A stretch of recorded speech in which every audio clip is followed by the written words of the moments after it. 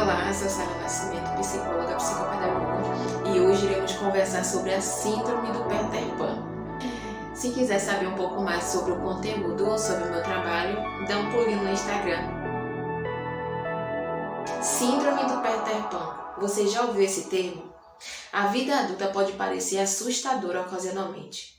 Incontestáveis responsabilidades, contas a pagar, compromissos profissionais, pressões familiares, casamento, estresse.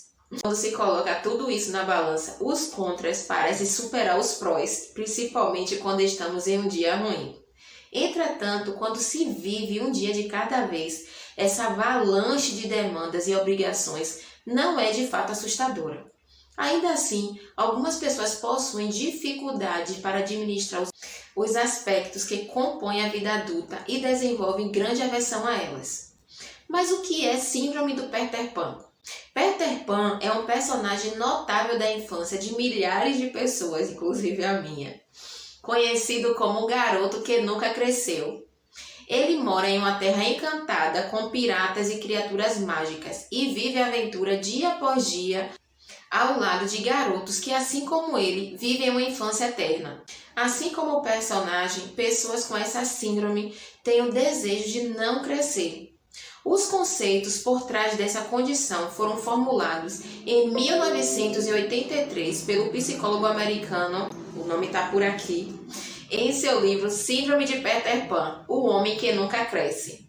Ele discorreu acerca de desvios de comportamentos identificados como seus pacientes durante anos de atendimento psicológico. O psicólogo percebeu uma dificuldade incomum entre alguns deles, incapacidade de aceitar as responsabilidades que vêm com a vida adulta. Segundo ele, os homens tendem a sofrer essa condição mais do que as mulheres. Indivíduos que não conseguem se ver como adultos e levar suas obrigações a sério. Assim, eles possuem comportamentos infantilizados e irresponsáveis, como se tivessem perdido a noção da realidade. Eles têm dificuldades para cuidar de suas vidas, por isso parecem viver em uma perpétua guerra contra o tempo e a organização. Quando as coisas dão errado, normalmente jogam a culpa em outros indivíduos ou fatores externos. Mas o que de fato caracteriza os comportamentos irresponsáveis dessa síndrome? A princípio, não é muito fácil identificá-los, uma vez que podem ser confundidos com aspectos da personalidade da pessoa. Um período de observação é necessário para identificar condutas problemáticas. O psicólogo identificou alguns sintomas principais dessas condições, como insatisfação.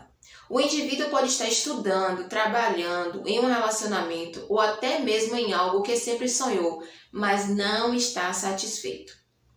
Dificuldades para expressar sentimentos. Expressar sentimentos é muito difícil para quem tem essa síndrome devido à timidez, medo ou dificuldade de compreender o que sente. Problemas para se relacionar. Em razão de seus comportamentos infantis, formar relacionamentos duradouros é difícil. Procrastinação.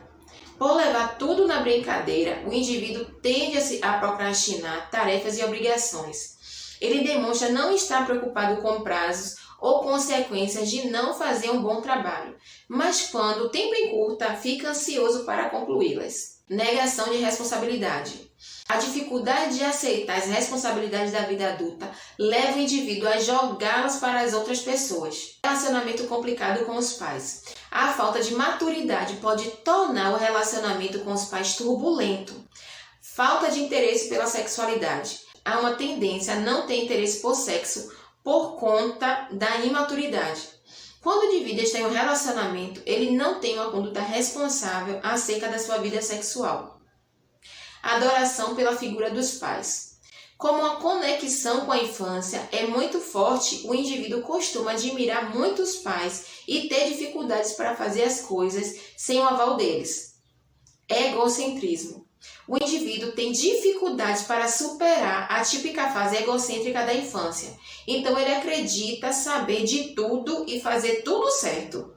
Ao mesmo tempo, pode ser inseguro e ter baixa autoestima.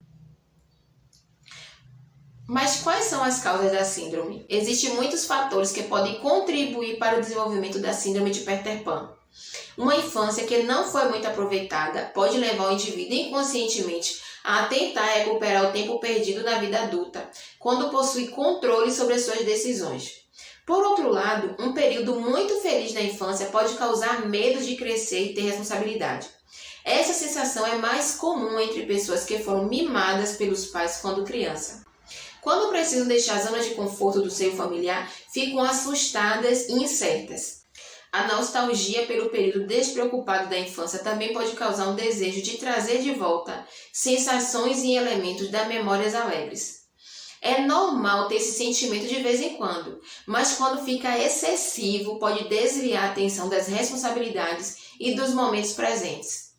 Indivíduos que não receberam orientações úteis nem desenvolveram habilidades importantes para a vida adulta, como marcar uma consulta no médico ou informações sobre imposto de renda, podem ficar inseguros por conta da quantidade de coisas que precisam prestar atenção na vida adulta. Estudiosos identificaram alguns fatores na sociedade atual, como pressão para ter sucesso na carreira a curto prazo, mercado extremamente competitivo, incentivos excessivos ao consumo e também são as possíveis causas.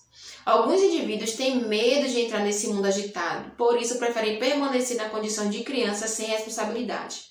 Da mesma forma, podem tomar essa decisão ao ver que é muito difícil avançar na carreira. Se não é possível progredir, não opte por regredir. Tratamento para a síndrome de Peter Pan. É aconselhado que pessoas nessas condições busquem acompanhamento psicológico para poderem assumir os medos que possuem em relação à vida adulta e superá-las de modo adequado. Junto com o psicólogo, os pacientes podem buscar crescimento pessoal e profissional, bem como amadurecimento emocional. Na terapia é possível detectar traumas, conflitos emocionais e outros incômodos que diminuem a qualidade de vida do paciente. Deste modo, o psicólogo e paciente conseguem identificar maneiras de superar a insegurança, a dúvida e o medo. A pessoa também aprende a lidar com as frustrações e decepções típicas da vida adulta, de maneira saudável. O processo tende a ser gradativo e, por vezes, dolorido. Relembrar memórias negativas da infância e ou adolescência não é agradável. Tampouco é perceber que as lembranças calorosas desses períodos não devem permanecer presentes.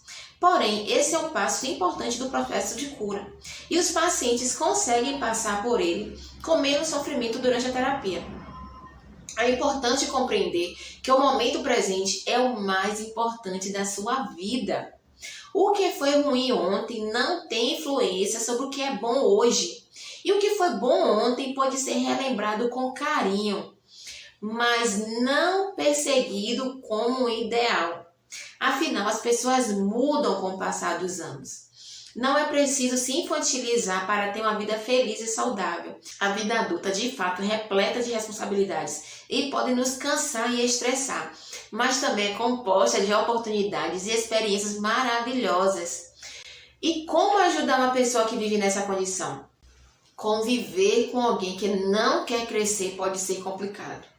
Como a pessoa tem dificuldades em assumir a responsabilidade por seus atos e não ouvir conselho dos outros, conflitos podem ser frequentes. Os pais, sobretudo, tendem a entrar em atrito constante com os filhos com a síndrome de Peter Pan. Conflitos entre cônjuges são igualmente comuns. Como manter um relacionamento ativo com alguém que parece não querer ouvir quando está errado e se comprometer a fazer a sua parte? Para ambos os lados é difícil ter uma boa convivência. Assim, existem algumas atitudes que você pode adotar paralelas ao tratamento para ajudar com a aversão à responsabilidade da vida adulta. Não apoie comportamentos impróprios. Primeiramente, quem convive com o indivíduo que não deseja crescer deve cessar qualquer tipo de conduta que incentive comportamentos infantilizados. Quando a pessoa tiver uma atitude inadequada, explique a ela o porquê e a encoraje a assumir responsabilidades pelo que fez ou disse. Da mesma forma, parabenize-a por tomar boas decisões. Incentive a pessoa a fazer coisas de adulto. Incentive a pessoa a tomar as rédeas de sua vida ao introduzir responsabilidade de adulto em sua vida. Ensine-a e a acompanhe quando for pagar suas contas. Compartilhe informações essenciais sobre pagamento de impostos, contratos profissionais, manutenção de casas, entre outros. Faça isso aos poucos para que ela se acostume com a vida de adulto e perceba que não precisa ter medo. Reduza as distrações presentes na vida dela. Outra maneira de ajudar é reduzir as distrações de sua vida. Mesmo que a pessoa com síndrome de Peter Pan não concorde com a sua decisão ou fique irritada. Explique por que você está reduzindo o seu tempo nas redes sociais, jogando videogame ou praticando o hobby, listando os benefícios de saber controlar o tempo dedicado a essas atividades. Caso reduzir não faça muita diferença, você também pode optar por remover completamente distrações por um certo período. Recomende a terapia. Pessoas com essa síndrome precisam de terapia. Ela pode não responder bem à sua recomendação a princípio, pois pode não ver problema algum em seu modo de agir. Então, não pressione, espere um pouco para fazer uma nova recomendação. Ficamos por aqui e até o próximo vídeo.